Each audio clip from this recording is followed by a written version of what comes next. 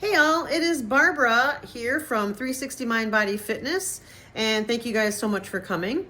This is The Journey Continues, and this is going to be kind of an intro video, just telling you a little bit about what I hope to get out of this channel and why I did it.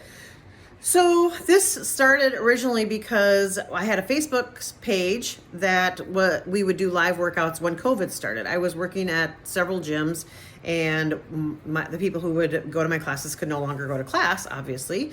So I started doing it online out of my garage, and it has turned into something that I'm going to continue doing. And so what I wanted to do is have all my videos for my workouts uploaded into YouTube that we do live on Facebook. And that's what we've been doing. So we have a Tuesday, Thursday, and Saturday morning workout that are done live on Facebook, and then they get posted immediately up into YouTube.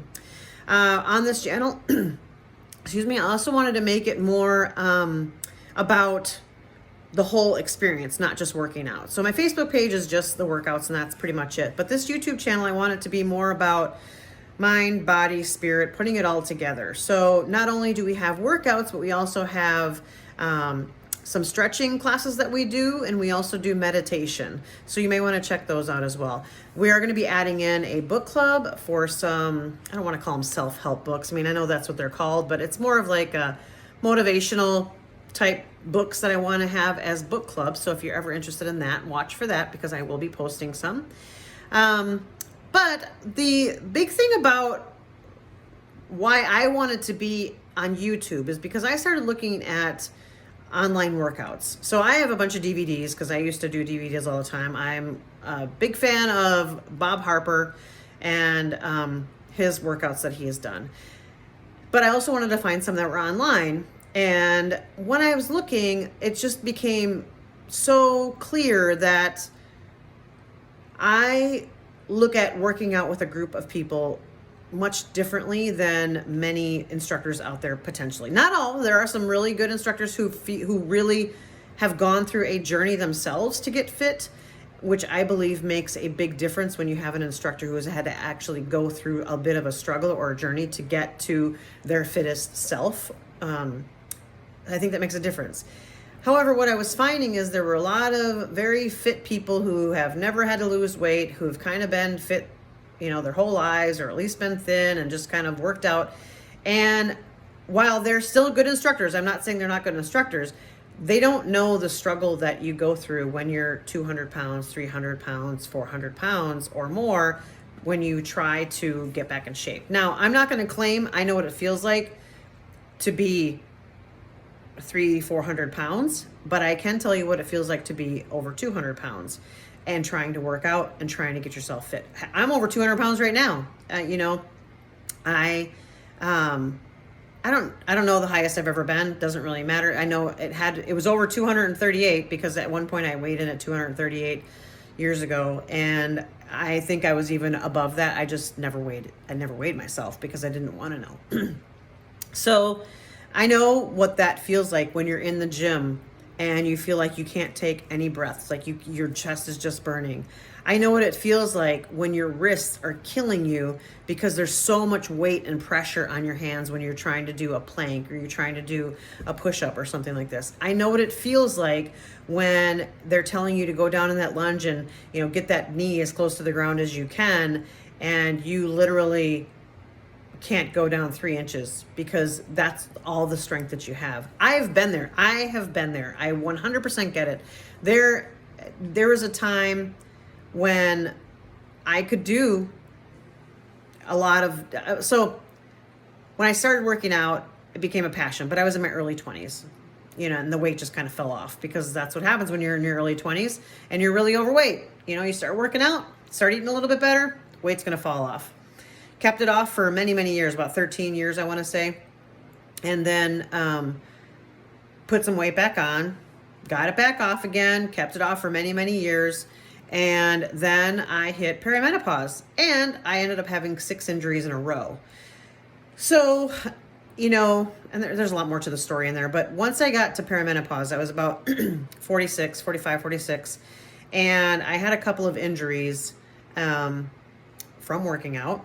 And I just tried to keep working out and didn't really do anything about it. I was like, it'll be fine. It'll be fine. I'll work through it.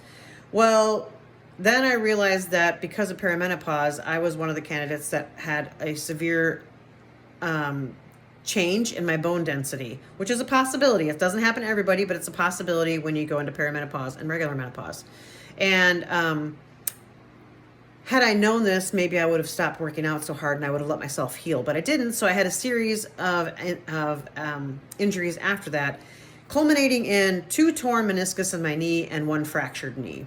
At this, all so I tore the meniscus in one knee, kept working out, ended up fracturing that knee, and then right after that, I tore the meniscus in the other knee, and I still was working out. So, dumb.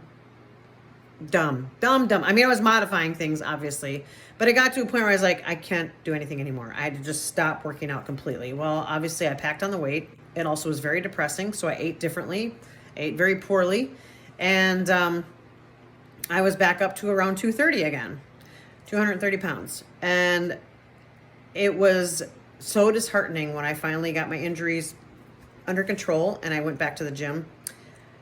There were a couple times when I left the gym crying, which is not me at all, because I love working out. I love a challenge. I love pushing myself, but I was so heavy and so out of shape that I was so afraid I was never going to be myself again. I was just so scared and depressed, thinking, what have I done? What has happened? Am I going to be like this forever now? Am I never going to be able to do the workouts the way that I used to do them?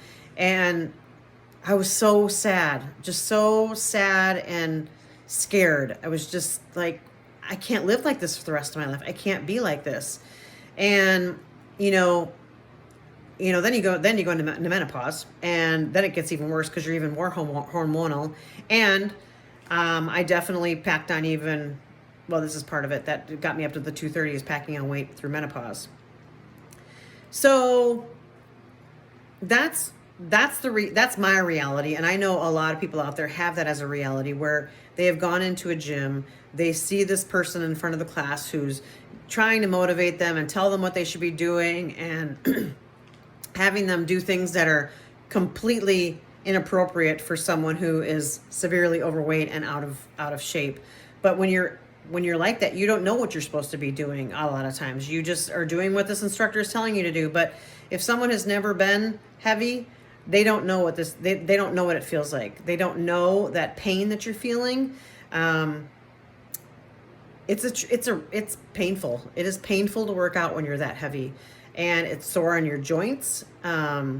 Most likely you're heavy because of eating poorly, which means everything is very inflamed, which also makes it very easy to get injured. So it's just this whole culmination of things. And I want people to see when they come to my channel, you don't have to be a little pixie to work out and be fit.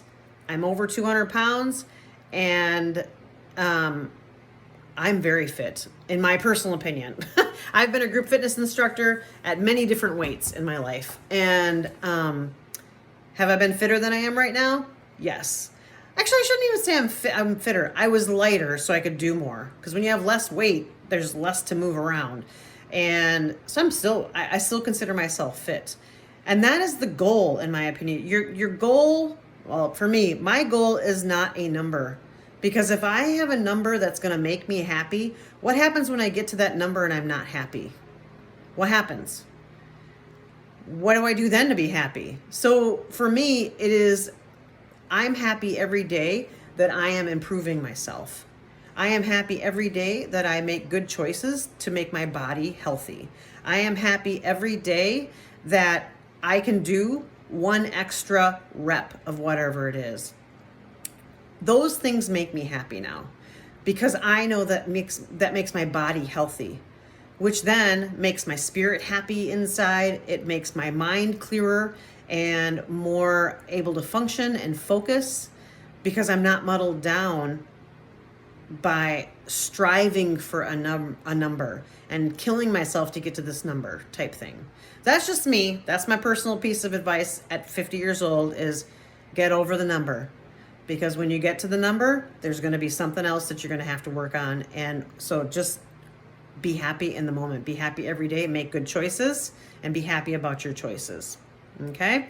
So that's me. That's what my channel is about, which is why we have meditation, which is why we have stretching, which is why we're going to have a book club to talk through different things that we're learning from, these motivational books that are helping us be stronger, whether they're spiritual or it is something that is for your workplace or it's something to help you declutter your life, whatever. We're going to have different book clubs like that as well. So that's what my channel is about, and that's who I'm about, and it took me a long time to get here. Okay, I was not like this always. And I'm going to talk about those things. Sorry, I got a hair in front of my face. I'm going to talk about those things on subsequent vlogs and tell you a little bit more about what some of those ups and downs were. There are some videos on there right now already talking about, most recently what I've done is I went through hypnosis, and wow, is it amazing. It's mind-blowing to me. So go ahead and watch those videos. That will be coming up again, I'm sure, in some other videos that we have, just because I really can't believe what's happening in my life in a positive way because of the hypnosis that I went through. So anywho, that's my 2 cents. I hope you enjoy this. I hope you come back often. I thank you so much for subscribing. Invite other people who might get a benefit out of this. And let me know if you have any comments or questions or whatever, and I will try my best to answer those or to address them. Otherwise, you have a great rest of your day, evening, whatever it is, and we hope to see you again. This is Barbara. Bye.